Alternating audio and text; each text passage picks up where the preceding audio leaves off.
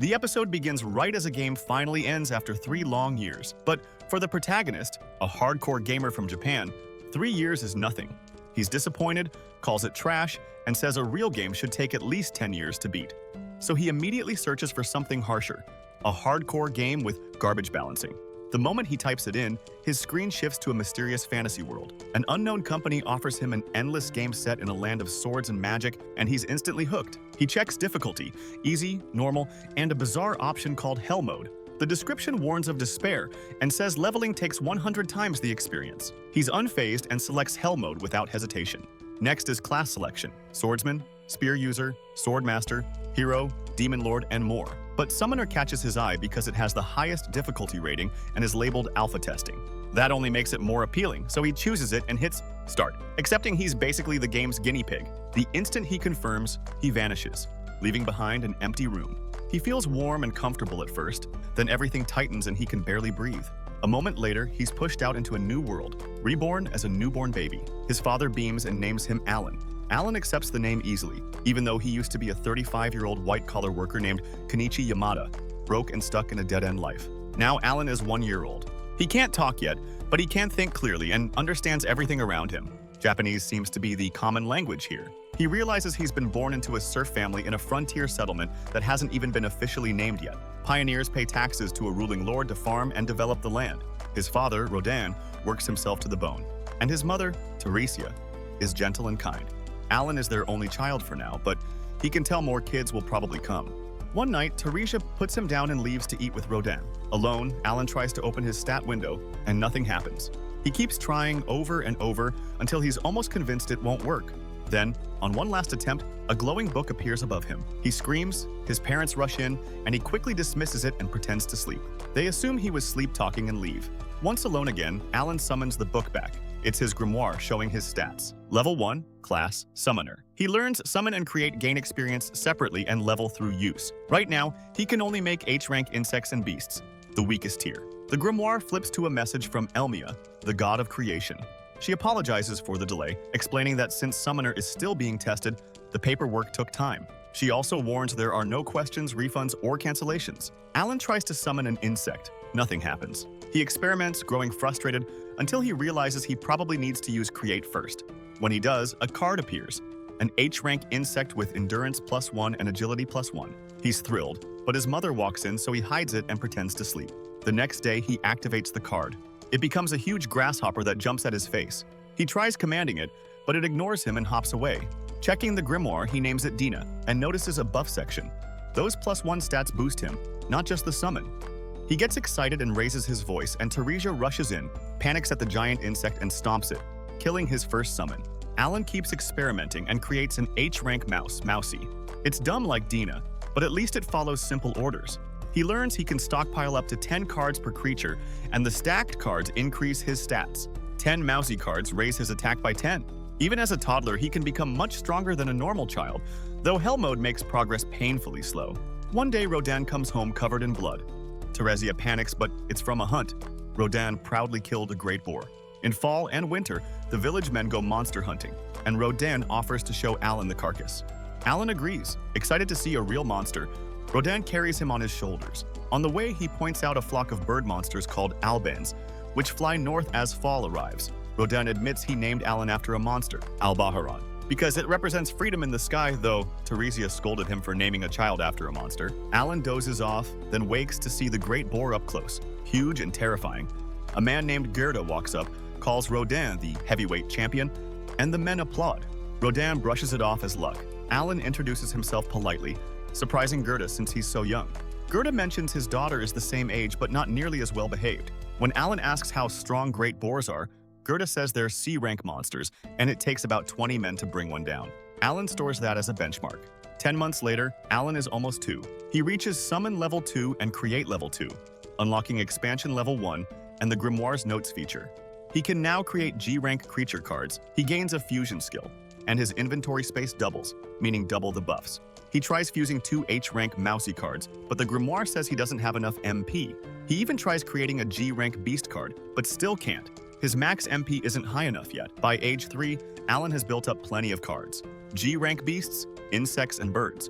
He fuses 2 cards and creates a G rank bird, naming it Chappie. When summoned, it lands on his shoulder. Its ability is voice mimic, and it proves it by repeating Alan's words perfectly, which Alan immediately sees as useful for deception. He summons more G-rank beasts, a frog named Hopper and a mole named Molly. Hopper's provoke makes it glow and bounce as a distraction. Molly's dig carves out a huge hole, and Alan realizes it can set pitfall traps. He's thrilled by how deep and tactical the summoner system is. This is the hardcore gameplay he wanted. Then he falls into the hole. Right after that, the bell rings at 3 p.m., meaning Alan already knows what's next. Krina, Gerda's daughter, arrives to play Dueling Knights. Alan isn't excited, but he can't escape. Krina immediately challenges him with a wooden sword. Even though it's just play, Alan takes it seriously because she's insanely fast and merciless. Alan has poured buffs into agility, but he can barely keep up. Krina breaks his wooden sword and keeps attacking anyway. By the time Alan's parents rescue him, he's already beaten down. Around this time, Teresia is pregnant again. Even after the beating, Alan helps her carry vegetables, and she thanks him warmly. That night at dinner, Alan tells Rodin he wants to help with harvesting since Teresia is pregnant. His parents are shocked. Alan insists he's strong enough, though he keeps his true stamina secret. Teresia says kids shouldn't work, and Rodin agrees, telling Alan he'll have to do farm labor eventually, so he should enjoy life while he can. Alan realizes farm work is brutal and understands why they refuse. Teresia mentions she's seen Alan throwing rocks at a tree outside. Rodin asks why, and Alan says Rodin told him monsters live in the forest, so he's practicing to protect his mother. Rodin laughs and praises him, but Alan is really testing whether he can unlock skills beyond summoning. Teresia asks if he'll protect Krina too, and Alan agrees, while thinking about how scary she is when she plays. Rodin then brings up the appraisal ceremony. Teresia explains that at age 5, a divine ceremony reveals your talent, and Rodin says a good talent could help Alan escape serfdom. Alan latches onto that hope. Later in winter, Alan checks on Dina again and realizes he can keep a summon active for an entire day now. Real progress. But Krina shows up again, he hides the grimoire, and they play knights. He blocks more than usual, but she still beats him down. Then Rodin comes home, and as Teresia goes to greet him, Dina suddenly leaps at her leg. She panics and falls, and the shock triggers contractions. The baby is coming. Krina runs to fetch her mother while Rodin and Alan scramble to help Teresia. Alan has no idea what to do and wishes he'd played a birthing sim. Rodin looks just as lost, even though it's his second child. Thankfully, Krina's mother, Matilda, arrives in time. She orders the men out, saying the women will handle it. Rodin and Alan are forced to wait outside while Matilda and Krina help Teresia all night. By dawn, a baby boy is born. Rodin proudly names him Mash, and Teresia immediately hopes it isn't another monster-inspired name. Alan wonders why he reincarnated. He still wants to max his levels and dominate the system, but he's also grown attached to this family. He wants to free them from the grinding life of serfdom, even if he doesn't know how yet. When Alan turns 5, the appraisal ceremony finally arrives. Rodin explains it's mandatory for everyone, from serfs to nobles, and that a talent could change Alan's future. But there's heavy competition since many kids are turning 5 at the same time. Right then, Krina arrives and insists they go together. As they approach the commoner village, she talks excitedly about becoming a knight if she's appraised as a swordswoman. Alan notices well-groomed children he didn't expect to see among commoners, and he hears whispers that his dark hair and eyes make him look like a serf. 3 priests step outside the church and announce that Elmia, the god of creation, blesses all children equally with opportunity.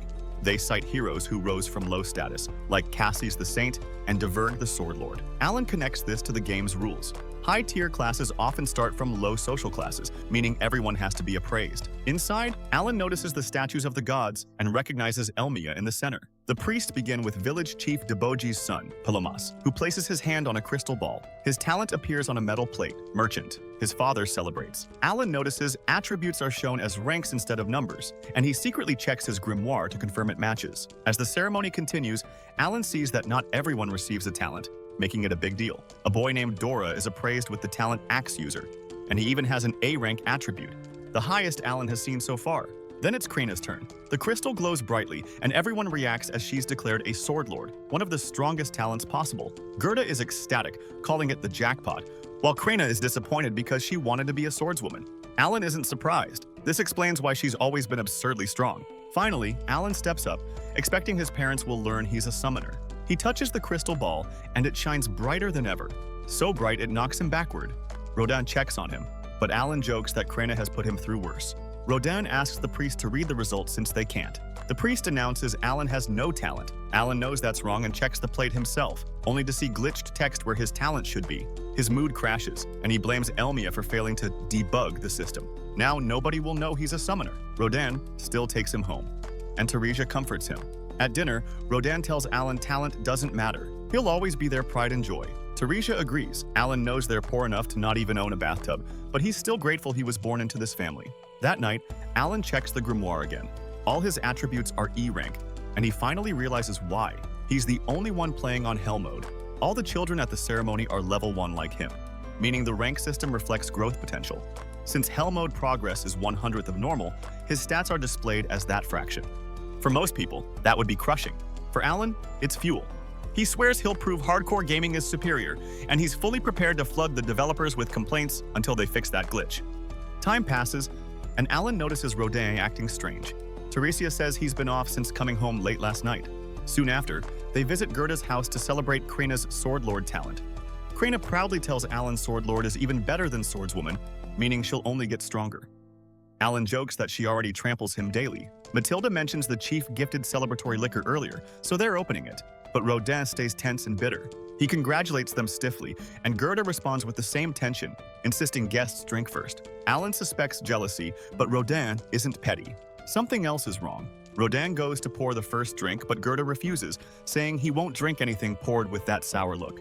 He tells Rodin to stop killing the mood, until Rodin suddenly slams the bottle down and shouts that he is happy for them. Then Gerda drops the real issue. Rodin said he was cutting ties with their family. Rodin admits he doesn't want to, but insists Krena's talent is extraordinary.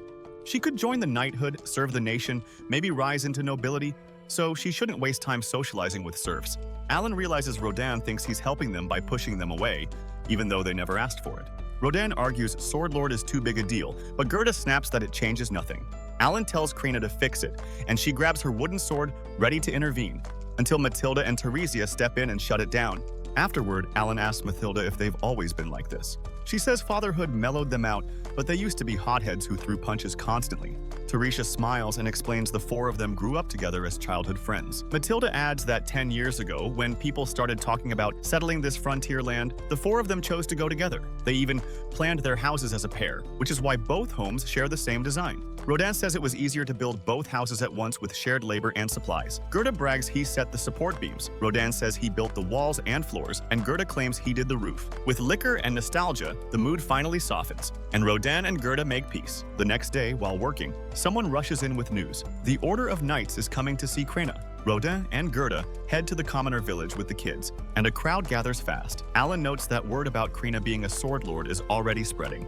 Dora approaches Alan again, flaunting his axe user talent and mocking him as a talentless loser. Before Alan can respond, Krena steps in and says Alan is here because he's strong. Dora points to Alan's E-rank attributes and serf status. Krena lunges like she's about to bite him, but Gerda holds her back.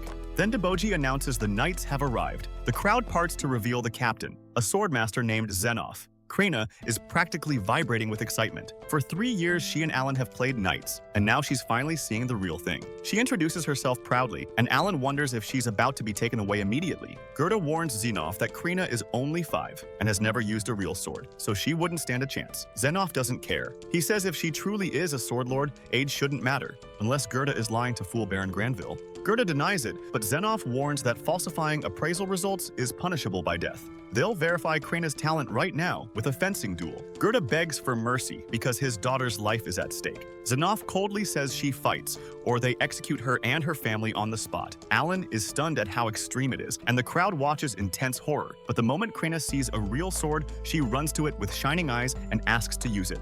She lifts the massive blade, nearly as tall as she is, and challenges the vice captain. The vice captain introduces himself as LeBron and accepts. He blocks her first strike easily. Dora watches in disbelief as Krena swings the huge sword like it weighs nothing. Alan figures her sword mastery must be around level 5 from their daily play fights, but he doesn't know if that will matter against a trained adult. LeBron counters. Krena barely blocks and Gerda panics. She charges again, and LeBron kicks her hard enough to send her into a wall. Gerda snaps, but the knights restrain him. Rodin and Alan try to move too, but they're held down as well. Alan is furious. This is too much for a 5-year-old. Still, Krena stands back up. Then an intense aura erupts around her. Even LeBron looks shaken. He blocks rapidly, but Krena's strength spikes so high he can't hold his ground. Alan realizes she's using an extra skill. Krena lands a final blow and snaps LeBron's sword clean in half. Zinoff ends the duel immediately and orders them to lower their weapons. Krina looks confused. It ended so quickly, then casually thanks LeBron, calling him strong for a gramps. LeBron tries to correct her. He's only 24, but he's too defeated to argue. The crowd erupts. A 5-year-old just beat the vice captain of the Knights. That seals it. Krina is a genuine sword lord. Gerda rushes to hug her in relief and pride. Rodin is just grateful she's okay. Zinoff admits there's no disputing the result, praises Gerda for raising a sword lord, and apologizes for his behavior. Gerda is still furious, but Zinoff asks to discuss Krina's future. Gerda hesitates, so Zinoff offers to let him bring friends for support. That convinces him. They meet at Deboji's residence for a meal. Alan can tell Gerda is still upset, and he doesn't blame him. Alan understands why Zinoff and Deboji's son are there, but he doesn't know why Dora and Rodin are also present. Dora probably just refuses to be overshadowed. Meanwhile, Alan decides he's stealing some momo fruit from the table to bring home. Zinoff tells them to eat freely and introduces himself properly as captain of the Knights. He explains his lord sent him to confirm whether a sword lord truly existed here, and now it's undeniable. He then tells Deboji the settlement was originally meant to be named after him once it was fully established. But since a sword lord was born here, the Baron has declared it will instead be named Krina Village to honor the occasion. Gerda is shocked, but pride replaces it instantly. Deboji accepts respectfully. Zinoff apologizes for the sudden change and mentions that 3 years ago a sword lord was supposedly born to a count's family. That person failed expectations and was reappraised, revealing only ordinary swordsmen. After that, investigations uncovered nobles exaggerating talents, so the kingdom now verifies appraisals strictly, hence the harsh duel. Zinoff apologizes again and asks Gerda to raise Krina well. When she turns 12, she can attend the academy and potentially serve the royal family. He adds that an instructor will eventually be sent to the village, and any child with talent must study hard to earn admission. Krina tells Alan he has to study with them too. Dora mocks Alan again, and they start bickering. That's when Zinoff finally notices Alan. Rodin explains Alan is his son. Gerda introduces him, and Zinoff immediately recognizes Rodin as the great boar hunter. Zinoff stands and shows Rodin real respect, explaining the Baron loves the great boar meat supplied by this village every winter. Zinoff tells Rodin to take it as praise straight from the Baron, calling him a hero for taking on the most dangerous role in the hunts. Rodin shakes his hand, stunned. On the way home, Rodin admits he never expected a serf like him could be acknowledged by powerful people. He tells Alan he'll do great things too because he has good genes. And right then, Alan casually reveals he snuck out fruit for Teresia and Mash. Alan finally manages to level up his summoning skill. The moment he opens his status screen, he sees a brand new ability has unlocked, Enhance. This allows him to strengthen existing summons and access a new tier of creatures, rank F. His card storage also expands from 20 slots to 30. Naturally, Alan immediately starts overthinking it. Does he still need to fuse cards like he did with Chappie? Or does Enhance work differently? And more importantly, what kind of summon comes next? His imagination runs wild as he pictures something legendary, maybe even a dragon. It's been nearly 2 years since his summoning skill last leveled up, so he's itching to test it as soon as night falls. That evening, Alan volunteers to wash the dishes, hoping to finish chores quickly so he can experiment in secret. While he works, Mash asks if they're getting another sibling. Rodin says it could be either a brother or a sister. Teresia confidently predicts a girl, and Rodin immediately starts brainstorming names, until she cuts him off, reminding him that she gets naming rights for girls. Rodin apologizes and asks if she already has something picked out. Right then, Alan's MP hits maximum, and his grimoire materializes. As he opens it, he accidentally reads Elmia's name out loud. His parents instantly scold him, reminding him that speaking the Lord's name carelessly is forbidden. Flustered, Alan apologizes and quickly changes the subject, pointing out that Rodin's old scar looks bigger than before. Rodin explains that the scar changed because he passed the judgment of the gods during the boar hunt. Curious, Alan asks what that means. Rodin explains that, on rare occasions, a burst of divine energy occurs during a hunt, instantly restoring stamina and healing wounds. To Alan, it sounds exactly like leveling up. He can't see Rodin's stats, but he's sure his father must be incredibly high level. Even so, Alan knows he himself is still stuck at level 1. No matter how much his summoning improves, he doesn't gain SP unless he defeats monsters, and serfs aren't allowed to leave the village freely. He asks Rodin if he can join the hunts, but Rodin immediately shuts it down. Hunting is deadly, and people die every year. Alan understands and backs off. Later that night, lying in bed, Alan reflects on a message he received earlier. He checks his grimoire and confirms his suspicion. The administrators finally responded to his non-stop complaints. The glitched appraisal text has been fixed, along with his stats. At first, Alan had assumed his attributes were low because Hell mode slowed progression. But when he sees the corrected numbers, he's stunned. His MP and intelligence are both rank S, and he now has the same number of high rank stats as Krina. For the first time, he feels genuinely rewarded for all his grinding. Eager to test Enhance, Alan opens the skill menu and strengthens Dina. The creature's stats increase, especially the buff-related ones. But Alan notices something interesting. The buffs applied to him don't change. Curious, he summons Dina to see the difference. One glance tells him everything. Dina is clearly stronger. That's when it clicks. Being a summoner isn't just about summoning monsters, it's about refining them. Satisfied, Alan relaxes until Teresia walks in, sees Dina, and panics. Without hesitation, she stomps it flat. The next morning, Rodin prepares to head out hunting. As Teresia sees him off, Alan reflects on something important. Enhancements don't disappear after summoning.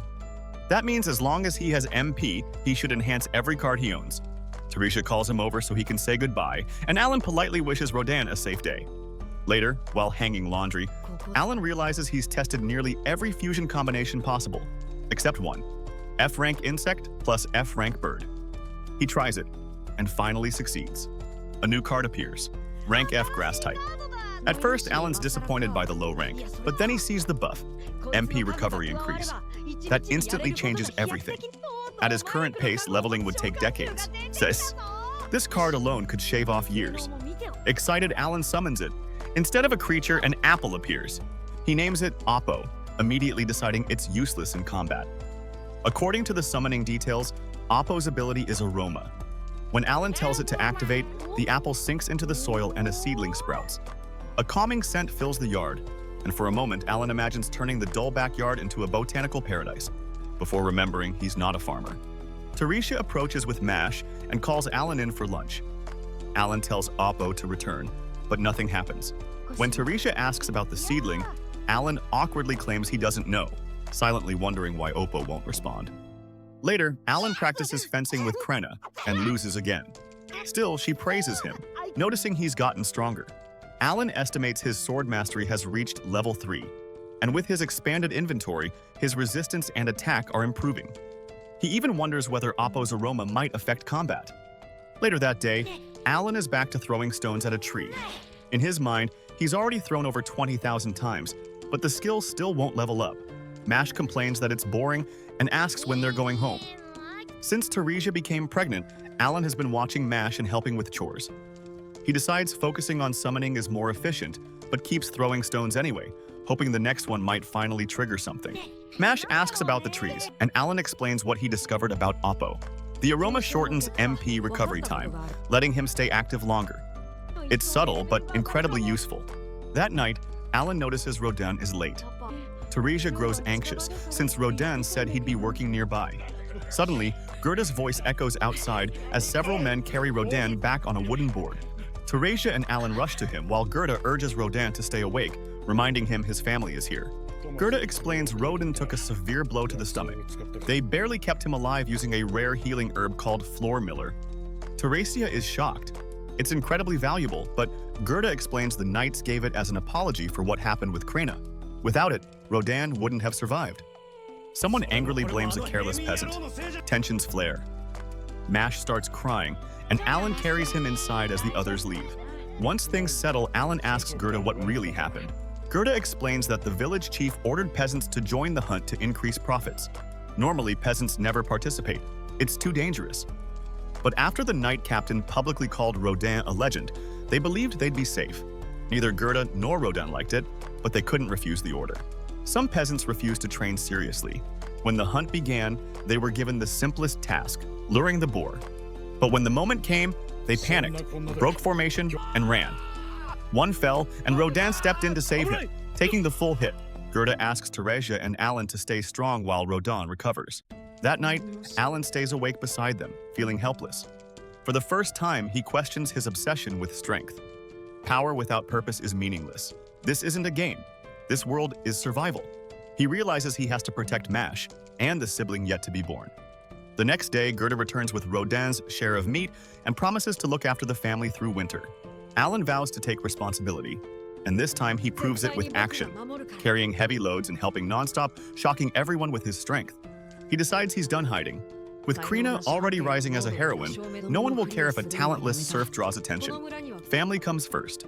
Later, Gerda teaches him how to harvest potatoes, amazed by his strength. Alan jokes that he inherited it from Rodan. He complains that the Baron takes more than half their harvest, but they still need supplies to survive winter. Then the village chief arrives with fruit, having heard Rodan is recovering. The peasant responsible apologizes, but Alan glares at him. Rodan forgives him calmly, telling him to be more careful next time.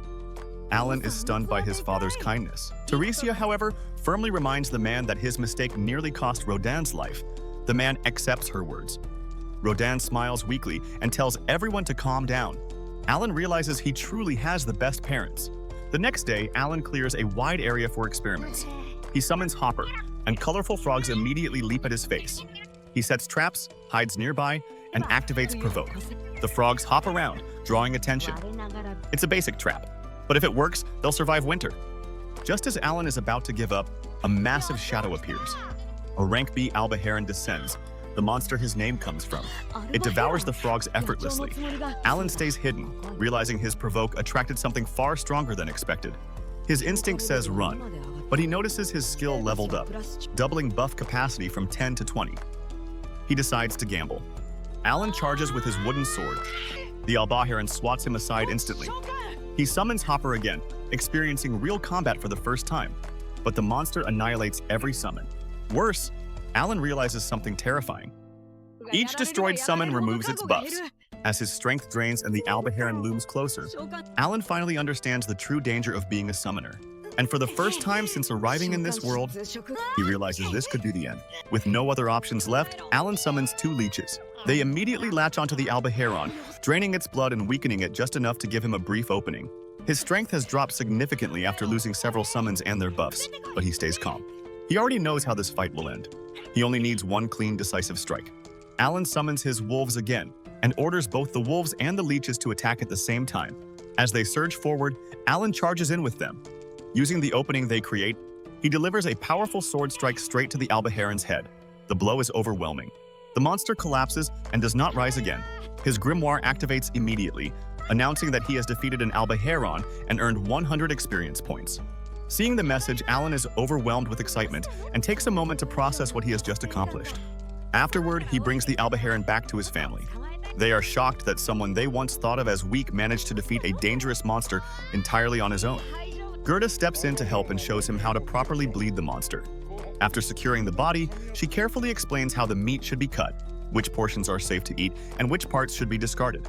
She also explains that monsters contain magic stones, and any stone from a monster above D rank is subject to kingdom tax laws. However, she dismisses the loss, noting that magic stones are useless to poor serfs anyway.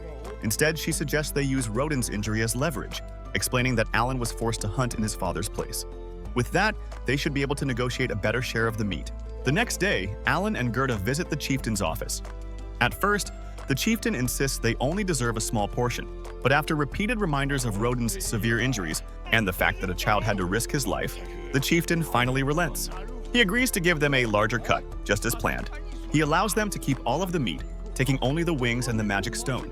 Alan then pushes further, asking whether this arrangement can continue in the future. Gerda supports him, and after careful consideration, the chieftain agrees to maintain the same deal going forward. 3 days later, Alan uses the same strategy to confront 2 more alba herons. Having already defeated one, his confidence is much higher. With his leeches, wolves, and wooden sword working together, he defeats both monsters quickly and efficiently. Since his first victory, Alan has been hunting once every 3 days. This time, he finishes without losing a single summon. His grimoire lights up again, confirming that he has defeated 2 alba herons and gained 200 experience points. More importantly, it announces that he has reached level 2. Overjoyed, Alan checks his stats. His HP and MP are fully restored after leveling up. However, he notices that his stat increases are only about 60% of what they should normally be. He doesn't dwell on it, assuming the effects may scale gradually. Even so, he is deeply satisfied. His effort has finally produced visible results. As he reflects, he begins to believe this is the trial of the gods Rodin once described. The realization fills him with pride and also with responsibility. He knows he will need to tell his family the truth soon. Later that day, Alan returns home with 2 alba herons. Rodin is stunned that his son managed such a feat in a single day. Afterward, Alan meets Krina for sword training. Even while sparring, his thoughts keep drifting back to hunting. With migration season in full swing, albaherons are plentiful. He calculates that if he defeats about 20 more, he could reach level 3.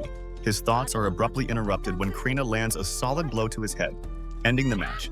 Alan acknowledges her victory, and she quietly leaves. That night, Alan decides it's time to explain himself to his parents. He knows he cannot mention games or reincarnation, so he offers a different explanation. He tells them that when he was 1 year old, he received an oracle from Elmia, the god of creation. According to him, the oracle means he was granted heightened wisdom and physical strength, along with trials far beyond what ordinary people face. Roden immediately understands. Earlier that morning, he had noticed a wound on Alan's face had already healed. Everything now makes sense. Alan has already endured a divine trial. Teresia struggles to accept this, especially since Alan's appraisal last year showed no talent. Alan explains that he received another oracle months ago, stating that his attributes appeared low because his trials progress far more slowly. His talent, he says, was simply too new to be recognized at the time. Roden is stunned. This means Alan does have a talent after all. When asked what it is, Alan admits he doesn't know, saying Elmia gave no details. He feels guilty for hiding the truth, but revealing his summoning ability would be dangerous. Teresia embraces him, praising his bravery. Roden asks what Alan plans to do next, and Alan says he intends to overcome every trial placed before him. Roden is proud, but reminds him to ask for help when needed. He also advises Alan to keep this secret, warning that others might mistake him for a false prophet. The only exception will be Gerda, who constantly boasts about Krina's achievements. Winter arrives, and Alan begins processing one of the stored albaherons. He travels to town with Gerda to trade the meat for supplies. Gerda has already heard about Alan's blessing and isn't surprised. She always believed he was special. Along the way, Alan asks about the difference between commoners and serfs. Gerda explains that it comes down to status and taxes. Serfs must pay 3 gold per adult and 1 gold per child annually. To become a commoner, a family must pay 10 gold per person. Alan realizes that with another child, his family would need 50 gold. Alan spends the day trading and learning how bartering works.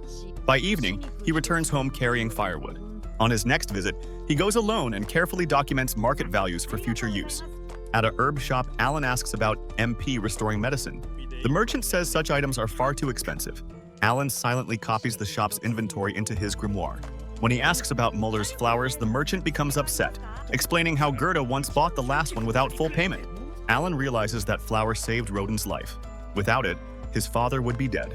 In gratitude, Alan gives the merchant albaheron jerky and thanks him sincerely. On his way home, Alan encounters Dagora, the axe user from the appraisal ceremony, along with Palomas. Dagora strikes Alan and demands submission. Alan draws his wooden sword and offers a fair fight. Dagora returns with a weapon, but Alan easily defeats him and walks away without further conflict. That night, Roden removes his bandages, fully recovered. Teresia warns him to take it easy. The next day, Dagora challenges Alan repeatedly and loses every time.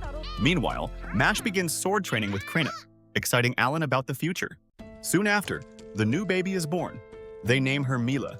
Not long later, Roden returns with Gerda and announces that the chieftain has summoned them. The Baron has ordered them to increase boar deliveries from 10 to 15, requiring commoners to join the hunt again. Teresia is furious, but Roden explains this is not a request, it is an order. Failure will result in more serfs being sent to the village. Alan realizes what that means. Less land, more hardship. Gerda adds that the Baron plans to demand 20 boars next year. Roden concludes they must hunt more often. Alan speaks up. Refusing the order is impossible. Even if commoners are inexperienced, they must be made useful. Drawing on his experience, Alan asks them to trust him. He believes the wisdom granted by Elmia has given him a plan that can work. A few days later, Alan arrives alongside the commoners and other servants, all ready to put the plan into motion. One of the men comments that it took Roden a long time to recover. Roden apologizes but assures everyone that he's fully healed now. Another servant asks if Alan is really coming with them. Roden confirms it, explaining that they'll be using Alan's strategy for today's hunt. But Alan himself will only observe and won't take part in the fighting. Alan thanks them for allowing him to come, even though he wishes he could fight alongside them. His stubborn father refuses. Still, Alan is relieved he can help train the newcomers so they can hunt more boars. More than anything, he never wants to see his father injured like that again. The same commoner approaches Roden once more to apologize, but Roden cuts him off and tells him to stop apologizing and focus on his role. Jera gives the signal, and the gates open. Alan is instantly captivated. This is his 7th year living as a servant, and it's the first time he's ever left the village. In the distance, he sees White Dragon Mountain, where wild boars descend every autumn in search of food. Legends even claim a white dragon lives there. For Alan, this finally feels like a true fantasy world. The moment breaks when a servant asks if Alan is already scared, implying that's why he isn't heading deeper into the hunting grounds. Roden orders everyone to calm down and take their positions. As the boar is drawn in, Alan realizes just how terrifying it is up close. Gerda, leading the first team, orders them to drive their spears into the boar.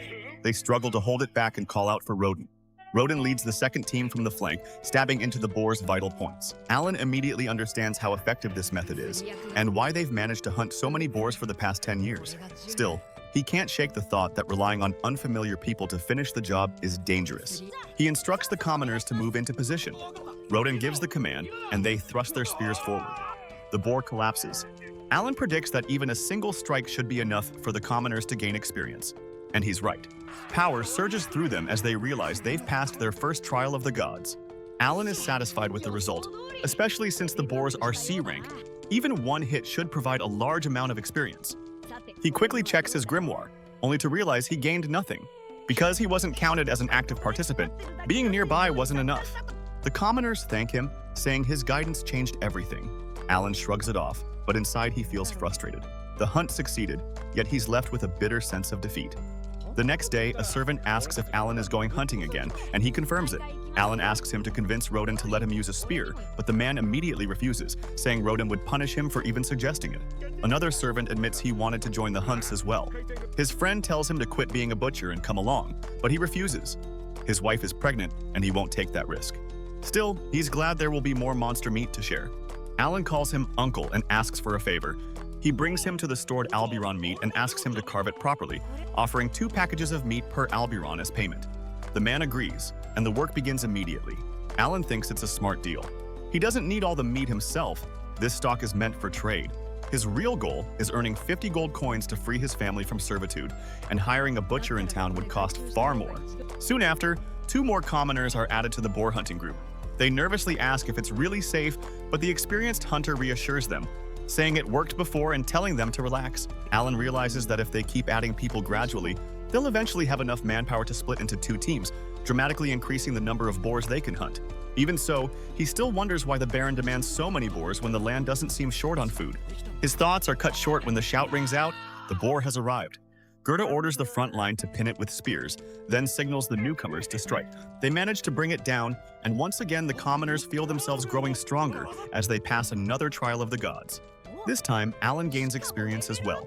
He deliberately placed Dina in front of the boar so it would be crushed, forcing the system to count him as a participant. He tells himself that on this difficulty, any method of gaining experience is fair, and silently apologizes to Dina.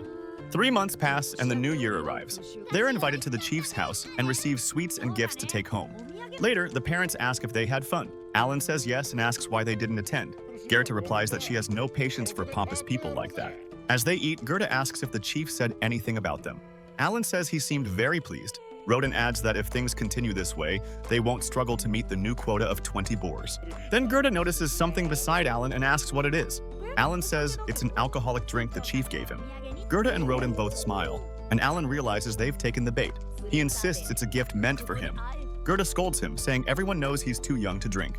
Alan calmly replies that they can keep the drink if they beat him in a contest. Gerda accepts instantly, while Roden tells her to slow down. Alan then makes his condition clear. If he wins, he gets to participate in the boar hunts. That's when both adults realize they've fallen straight into his trap. Gerda asks what the challenge is. Alan says it's arm wrestling. Confident, Gerda goes first. Before starting, Alan checks his grimoire and confirms he's stacked every available attack buff. He places his hand on the table, and at Karina's signal, the match begins. At first, Gerda dominates with ease, but Alan slowly pushes back, increasing his strength bit by bit until he turns the match around and wins. He admits it was close and estimates Gerda's strength around 150 to 200. Then it's Roden's turn. When Alan grips his father's hand, he feels the rough calluses and hesitates, but he still doesn't hold back.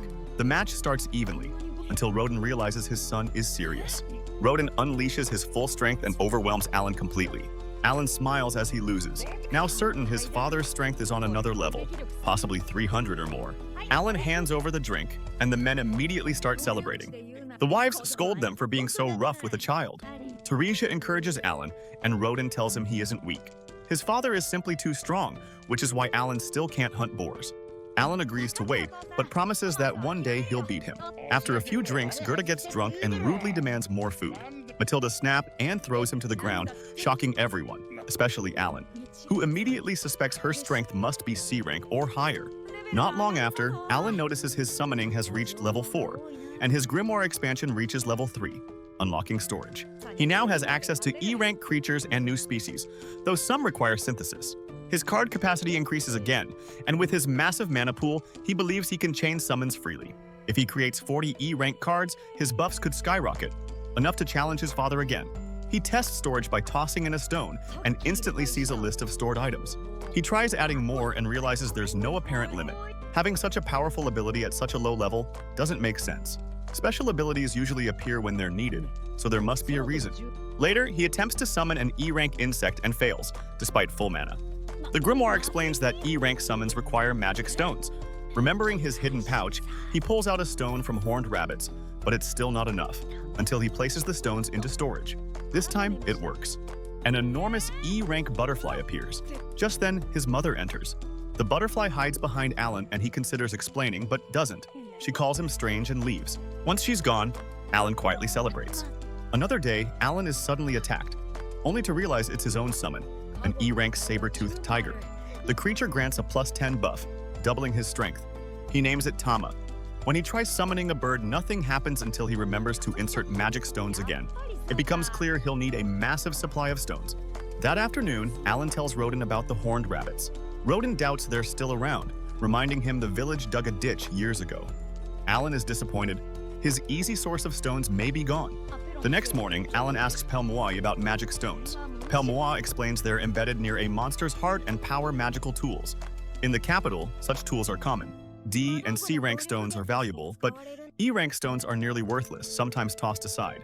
To prove it, Pelmoai picks one up from the ground and hands it to Alan. Realizing this, Alan begins carefully searching the village.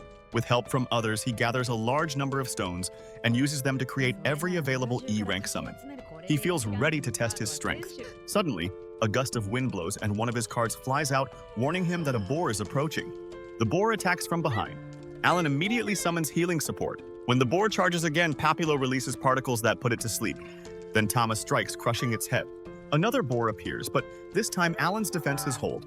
After defeating them all, Alan celebrates, until he realizes it was all an illusion, a scenario created by his own mind.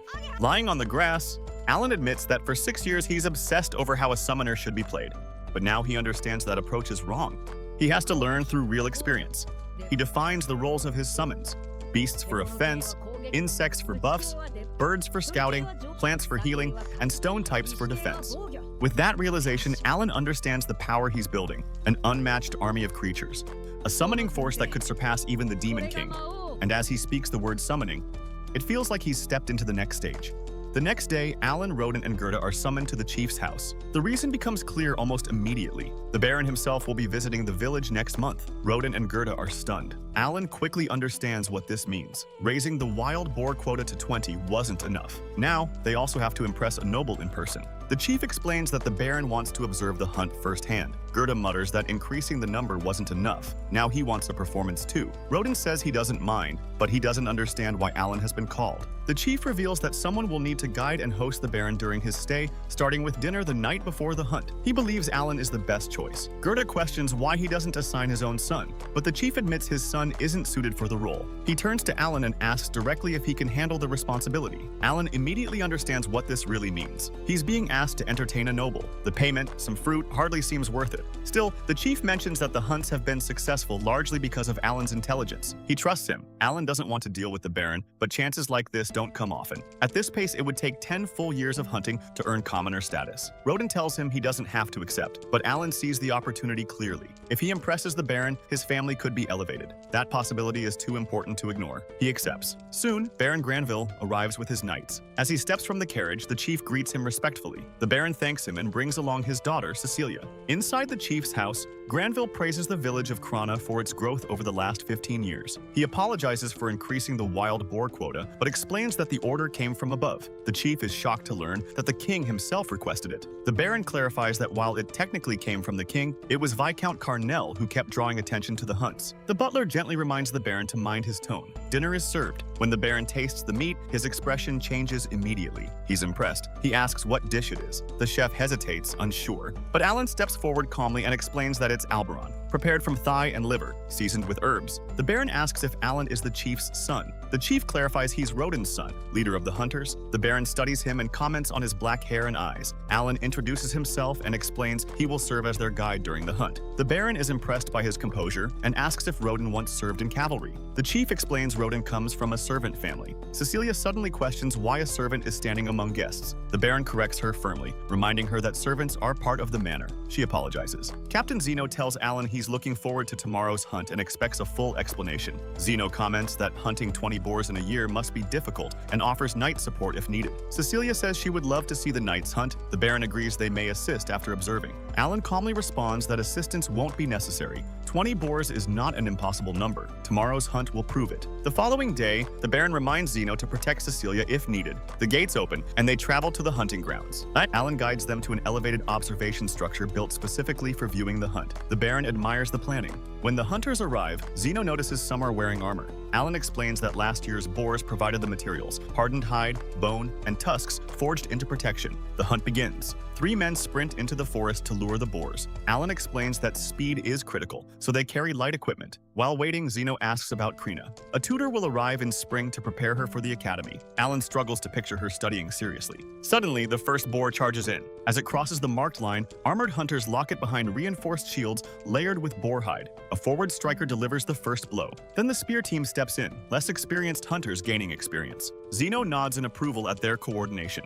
The boar is pierced repeatedly before the final strike lands at the neck. Cecilia faints at the sight of blood. The hunters celebrate. Zeno tells the Baron these men may not be knights, but they are warriors. The Baron agrees they should meet their quota easily. Then 2 more boars charge in. The commander prepares to send knights, but Alan assures him it's unnecessary. The hunters split and handle both simultaneously. Cecilia briefly regains consciousness, sees the carnage, and faints again. With the hunt finished, Alan announces its conclusion. Even he admits he was nervous managing 2 at once. The Baron asks how many remain. Alan explains only 10 are left. 7 were already hunted earlier this year. The adults exchange impressed looks. Perhaps the knights truly aren't needed. Alan then makes 2 requests. First, permission to build 2 additional shield walls to increase efficiency. Second, approval to obtain goods not available locally, including trading meat for imported liquor. The Baron asks why liquor is necessary. Alan explains that if they flood the village with meat, its value will drop. Trading for imported goods stabilizes the economy, and hunters risking their lives need morale. Captain Zeno calls the reasoning sound. The Baron promises to consider it and congratulates Alan on his leadership. Cecilia looks at him coldly before leaving without a word. Alan silently hopes she returns to the city soon. Later, at the chief's house, the Baron addresses Roden, Gerda, and Alan. After what he witnessed, he decides to reward them. Roden, Gerda, and their families are officially elevated to commoner status. They are speechless. For Alan, this changes everything. As commoners, they can hunt beyond village borders, even White Dragon Mountain. Any servant who has hunted for over 10 years will also be promoted. The Baron then asks to hear the story of the hunts, so he can promote Krana as a model village. Roden recounts how 13 years ago, 100 servants were relocated to develop the land. 6 months later, disaster struck. A wild boar destroyed their winter food supply. Many fled. Roden proposed hunting instead. They killed 1 boar, but lost a friend in the process. Though they passed the trial of the gods and healed, their companion did not survive. Roden has carried that guilt ever since. The Baron acknowledges that without Roden, the village would not exist as it does today. He offers 1 additional reward, anything Roden desires. Alan hopes his father will request land or resources. Instead, Roden asks that Alan be allowed to work at the Baron's estate. He believes his son's intellect deserves greater opportunity. Alan doesn't want to leave. The Baron considers it. Even the butler agrees it's wise. The Baron appoints Alan to serve the Granville household. Cecilia protests, but the Baron reminds her Alan is now a commoner. Seeing his father crying with pride, Alan cannot refuse. The next morning, Teresha prepares him for departure. The family is heartbroken. Friends gather to say goodbye. Krina asks if he's truly leaving. He confirms and asks her to take care. Seeing her sadness, he proposes 1 final duel. They begin. Krina attacks aggressively, but Alan blocks and counters. The parents watch with emotion. Slowly, Alan gains the upper hand. He reveals he used nearly all his magic stones to create 20 Hawkins copies, boosting his agility. As he fights, he reflects that she will attend the academy and enter royal service. They may never see each other again. He wants this farewell to matter. He disarms her and wins. Krina is stunned. Alan suggests calling it a draw and settling it next time. She smiles and accepts. After the duel, Pelmoy and Dagora arrive. Dagora silently hands Alan a dagger as a farewell gift before walking away. Finally, Alan leaves with his parents. On the road, Rodin tells him to go far and make something of himself. Alan promises he will. After several hours, they reach the Baron's carriage. Alan says goodbye and climbs aboard beside the Baron and Cecilia. As the carriage moves, he looks back and sees his mother crying through the window. And just like that, his new life begins. A few days later, Alan officially begins his duties as a manservant at the Granville estate. Upon arrival, he is immediately struck by the sheer scale and beauty of the grounds. Having never stepped foot in such a prestigious environment, the opulence takes him by surprise. However, his wonder is short-lived. Cecile immediately begins treating him like a piece of furniture, climbing onto his shoulders to use him as a step stool to reach fruit from a high branch. Though frustrated enough to consider dropping her, Alan bites his tongue and endures it. His entire family depends on this position, and he cannot afford a single mistake. When she finally climbs down and bites into the fruit, she grimaces, finding it incredibly sour. In that moment, an airship glides across the sky. It is the first time Alan has seen one in person. Having only ever read about them in books, seeing the vessel in flight fills him with genuine excitement. Despite the rough start with Cecile, he begins to think that life as a manservant might be more rewarding than he originally feared. Rickley asks how things are going with Cecile. He can tell by the look on Alan's face that it has been a struggle. Rickley sympathizes, noting that life would be easier if Alan were a hall boy instead of a manservant. Curious, Alan asks for the difference. Rickley explains that while both are junior positions, manservants are considered part of the household family, treated with dignity and included in internal matters. Hall boys, by contrast, are merely temporary helpers with no familial status. Alan is stunned to realize the honor he's been given.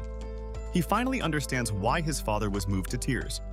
Baron Granville hadn't just given him a job, he had granted him a level of social standing and respect that was truly life-changing. Shortly after, Alan serves breakfast to the family with meticulous care. The First Lady is impressed by his rapid progress, surprised that a former serf could display such impeccable manners and precision. During the meal, Granville mentions that Alan lacks a talent, which Cecile immediately uses as an excuse to show off. She proudly declares she possesses the wizard talent, while her brother, Mihai, is a swordsman. Granville quickly rebukes her for bragging, prompting a sheepish apology. When Granville's other daughter, Thomas, begins to cry because she also lacks a talent, the Baron comforts her gently. He reveals that he too was born without a talent, which is why he attended the Nobles' College, the very place he met their mother and started his family. Inspired by her father's success, Thomas dries her tears. With his duties finished for the day, Alan uses his afternoon off to explore the town. He is fascinated by how advanced the city is compared to his rural village. He eventually finds the Adventurer Guild and tries to register, but the receptionist informs him that he must be 12 years old. He is currently only 8. Undeterred, Alan decides to study the notice board anyway. He memorizes the habits of local monsters and takes note of rumors regarding a legendary white dragon. An adventurer named Raven approaches and tries to chase him off, claiming the guild is no place for a child. Instead of leaving, Alan uses the encounter as a chance to gather intel. Through clever questioning, he manages to trick Raven into revealing the specific strengths and weaknesses of the local monsters. Once Raven's party arrives to head out, Alan departs, satisfied with his new knowledge. The next morning, Alan heads to the town gates. He presents his servant pass to the guard, who recognizes the Granville crest and immediately clears the way. After walking for a while without spotting any prey, Alan summons 5 hawks to scout the terrain. One of them soon signals that it has located a group of goblins. Alan summons 5 saber-toothed tigers, which charge forward and wipe out the goblins effortlessly. Alan even joins in, delivering a final blow with a well-aimed rock. The victory earns him 1000 XP. He collects the magic stones and continues the hunt. By sunset, Alan has earned over 16,000 XP and leveled up twice. He also gains valuable buffs for his summons and deeper insight into D-rank monster behavior. As darkness falls, the hawks refuse to fly, making it impossible to scout. Alan suddenly realizes he has been relying entirely on them for directions and is now lost in the deep woods. After a long struggle through the brush, he finally manages to navigate his way back to the estate. A month later, Alan visits a local blacksmith to buy iron balls for hunting, paying 60 silver coins. He feels a quiet pride in having reached level 12 so quickly. Upon returning home, he is met by the butler, Settei, who says the Baron wants a word. In the office, Granville praises Alan's work ethic but questions his long absences on his days off. Alan decides to be honest, explaining that he spends his free time hunting monsters, as it is in his blood as a hunter's son. Granville is genuinely impressed and offers a deal. The estate will purchase all the meat Alan brings back for 1 silver per piece. 6 months later, Alan is back in the forest when his hawks begin acting strangely, signaling an emergency. He follows them to find Raven's party cornered by a large group of goblins. Raven is badly wounded, leaving his comrades Rita and Milsai to make a desperate stand. Not wanting to reveal his summoning abilities to strangers, Alan jumps into the fray himself. With his stats now over 300, he handles the D-rank monsters with ease. Once the threat is neutralized, he uses a healing flower on Raven, miraculously restoring him to full health. Raven recognizes Alan from the guild and is deeply grateful. Before Alan can leave, the party insists on repaying him. Alan keeps his request simple. He asks them to gather 100 E-rank magic stones for him, which they happily agree to deliver the following week. Later, Alan pulls his hawk, Hawkins, aside to ask why he flew beyond his 3-kilometer limit. Seeing the hawk's reaction, Alan realizes the creature acted out of empathy for the dying adventurers. He realizes his summons aren't just tools, they possess their own feelings and judgment. He apologizes for his harsh tone and pets Hawkins, deepening their bond. Returning to his daily routine, Alan once again finds himself acting as a human step stool, so Lady Cecile can reach some jam on a high shelf. He keeps his balance perfectly, dedicated to his dual life of humble service and secret adventure. They end up falling anyways. And that's all for this week. Please like and subscribe, and we will see you next time. The next day, the commander of the Xeno Knights is having lunch at the Baron's estate. As soon as he tastes the meat, he pauses and asks what animal it is. It is that good. Cecilia proudly answers that it is horned rabbit hunted by Alan. The captain nods in approval and says he expected nothing less from Rodin's son. He then mentions that he heard the village of Krana successfully reached its quota of 20 large boars, calling it excellent news. Cecilia's brother asks why they are not eating wild boar this year since it is tradition during winter. He wonders if all the boars were sent to the royal capital, remembering that the king ordered the increase. The Baron immediately scolds him for sounding selfish and he apologizes. Still, he finds it strange that servants might be eating more meat than a noble's own son. The Baroness adds that it is unfortunate they cannot serve boar this year as it affects the festivities. The Baron agrees and says there is nothing to be done. Thomas then turns to Alan and asks if he could hunt a white stag next time. The Baroness gently scolds her, saying that would be extremely difficult. Even so, Alan calmly accepts the challenge and promises to bring one back. Cecilia becomes excited at the thought of him facing such a rare creature. Later, Alan's hawk locates the white stag. He had spotted it from afar before, but up close he confirms how massive it truly is. Instead of rushing in, he prepares carefully. He summons his colorful frogs to draw the creature's attention. The frogs begin croaking loudly and hopping around. Annoyed, the stag charges straight toward them and falls into a trap Alan had already prepared. Seeing his strategy work perfectly, Alan finishes the white stag and drags the enormous carcass back to the mansion gates. When the guards and servants see the creature, chaos erupts. They shout that a monster is attacking the estate. Alan's voice calls out from beneath the body, asking someone to fetch Master Thomas and complaining about how heavy it is. The Baron arrives with Settei at his side, and Thomas soon follows, stunned by the size of the prey. She thanks Alan sincerely. He responds modestly, saying it was nothing. The Baron quietly tells Settei that he cannot understand how an 8-year-old defeated a C-rank monster and asks him to investigate again whether Alan truly has no hidden talent. Settei nods. That evening, Settei approaches Alan with a proposal. Based on his recent accomplishments, would he like to officially become a hunter? The role would involve hunting monsters to provide food for the Baron's household and protecting the city from threats. In other words, he would be employed as the Baron's personal hunter. Alan immediately thinks this sounds ideal. Hunting monsters every day and calling it work would be perfect. Settei notices his expression and asks if something is wrong. Alan quickly accepts, saying it is an excellent offer. As long as he meets the meat quota, he could use his time to grow stronger by hunting goblins. Settei then clarifies that Alan will not be hunting every day. He remains Cecilia's manservant and will act as a hunter only once a week. The disappointment shows on Alan's face. Settei offers to withdraw the proposal if he wishes, but Alan declines and says he will faithfully fulfill both roles. The new year arrives, and a massive magical ship appears overhead. Alan watches in awe, calling it a true spectacle. Cecilia quietly asks him not to tell her brother that she baked cookies for him because she wants to surprise him. Alan agrees. Soon, her older brother Mihi steps off the ship. Cecilia runs to hug him. He asks how she has been, and she says everything has been good except that she missed him, reminding him he broke his promise to visit during summer. Mihi apologizes. Alan observes how close they are. Mihi looks at Alan and remarks that he must have grown quite capable by now. Alan briefly thinks of his own family and hopes they are doing well. Later, Alan is seen finishing off a large, colorful rooster and notes that he has completed his quota. He brings the meat to the kitchen, where the head chef praises the variety and especially appreciates the large frog Alan provided. The chef mentions that Master Mihi is sparring with Zeno on the training field. Curious, Alan goes to watch. The two exchange fast and precise blows. It is the first time Alan has seen Zeno fight seriously. Even so, Mihi holds his ground confidently. After an intense exchange, Zeno stops the duel and calls it a draw. He praises Mihi, saying his skills are far sharper than last year. Mihi thanks him respectfully.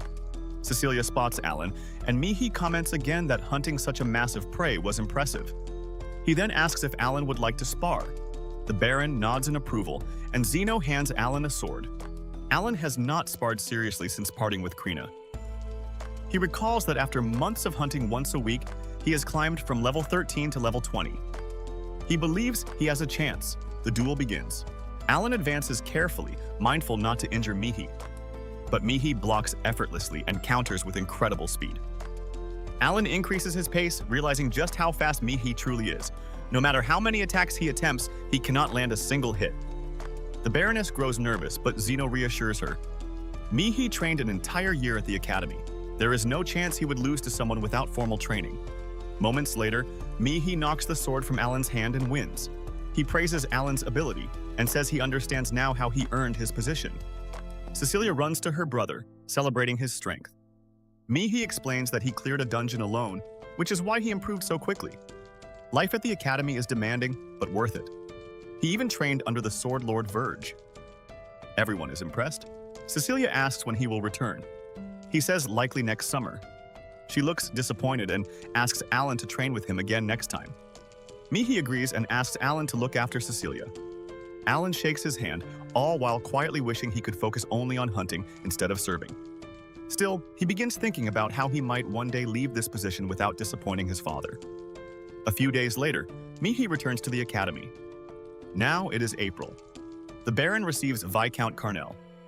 The Viscount comments that it is refreshing to visit such picturesque but lifeless countryside, clearly mocking the Baron. Alan serves the meat and recalls that Carnell governs the territory beyond the White Dragon Mountains and holds a higher noble rank.